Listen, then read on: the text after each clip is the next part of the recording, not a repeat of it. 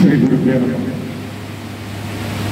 గురుగారు ఎంతో అద్భుతంగా మాయను గురించి, మాయలో చిక్కుకోకుండా ఎలా జీవించాలి, మాయను దాటాలంటే ఎవరి పాదాలు ఆశ్రయించాలి అది అద్భుతంగా చెప్పడం జరిగింది.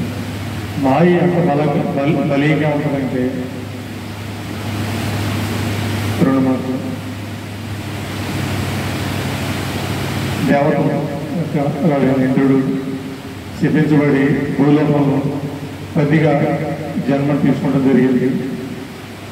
పందిగా జన్మించి ఎంతో బరువులో స్వేచ్ఛగా ఉంటూ పిల్లలకని పిల్లలతో కూడా ఎంతో మోహాన్ని పెంచుకుని ఇక్కడే ఈ యొక్క భూమి మీద ఈ యొక్క బరువులో ప్రవేశించడం జరుగుతూ ఉంది. కొన్ని అయిపోయింది, అంటే కొన్ని సంవత్సరాలు అయిపోయింది. దేవతలందరూ ఇంద్రుడు లేకపోయేసరికి రాజులేని రాజ్యం ఎలా ఉంటుందో తెలుసు. కానీ ఇంద్రుడి దిశలోనే ఎదుగుతారు ఇక్కడ భూలోకంలో బొర్రలో పడుకుంటారు.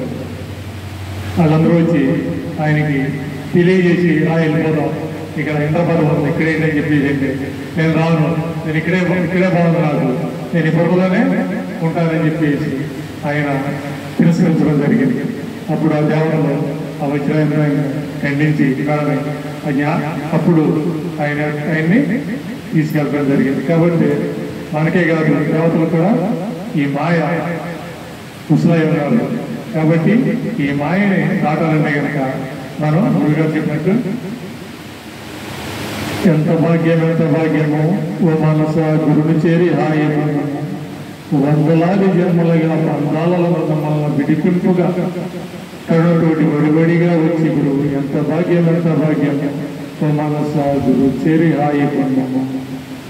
మాయనే వల్ల పడే మత్స్యములని జీవులని జాడ తెలియనట్టు మనకు జాలరి పాదం దొరికి ఎంత భాగ్యము ఓ మనస గురుని చేరి హాయి పొందము. మాయ జాగిలమును మచ్చిక కావించుటకై వెలిగెత్తి మనసారా యజమానిని పిలువము. ఎంత భాగ్యము ఓ మనస గురుని చేరి హాయి పొందము. తిరగలిలో గింజలవలేవు భావబంధములో జీవులు పటపటమని నలుగుతున్న మధ్యనున్న పిడిచారు. ఎంత భాగ్యము ఓ మనస గురుని చేరి హాయి పొందము. ఒకే ఒక్క అక్షరము ఒదిగినట్లు ప్రభు ఒడలో పలికించినట్లు ఒక్కసారి ఎదుగుతుంది. ఎంత భాగ్యము ఓ మనస గురుని చేరి హాయి పొందము. గురుగారు ఎంతో విపులంగా జ్ఞాపకాలకి అందరికీ విశ్లేషించడం జరిగింది. ఏం లేదు, ఆయన బాధలు ఎప్పుడైతే పట్టుకుంటామో ఆ జీవనం మాయకి చిక్కుకోకుండా ఉంటుంది. సుఖదుఖాల నుండి మనం సమతుల్యతని సాధిస్తాం. రెండింటికి మనం ఏం కావాలన్నా నిత్యానందంతో జీవించడం జరుగుతుంది. అట్లాంటి వారికి భగవంతుడు లోన కనిపిస్తాడు, బయట కనిపిస్తాడు. కాబట్టి గురుగారు చెప్పినట్టు ఆ భావాన్ని మనం పొంది ఈ జన్మలోనే ఎన్నో జన్మల నుండి మనం కర్మ మోస్తూ వస్తున్నాం.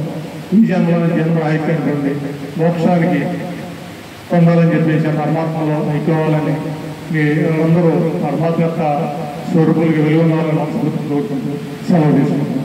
జై జగన్. ఒక్క గురుగారికి ఒక్క